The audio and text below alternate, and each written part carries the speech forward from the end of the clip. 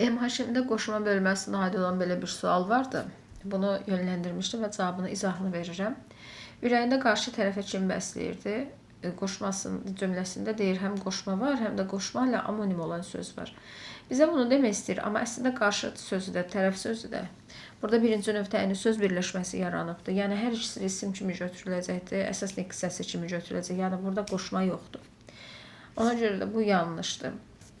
Kənd tərəfə getdik cümləsindəki istiqamət bildirən qoşma işlənibdir. Kəndə tərəf dedikdə bəlkə də bunu götürmək olardı, amma kənd tərəfə dedikdə tərəf sözü burada isim kimi çıxış edib, yəni istiqamət bildirən qoşma yoxdur.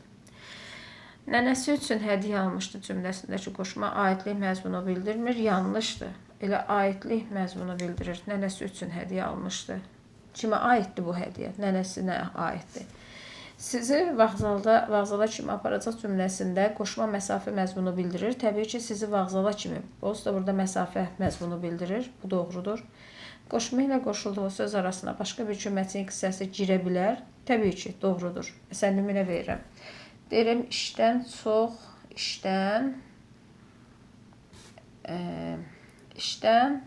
çox sonra evə gəldi.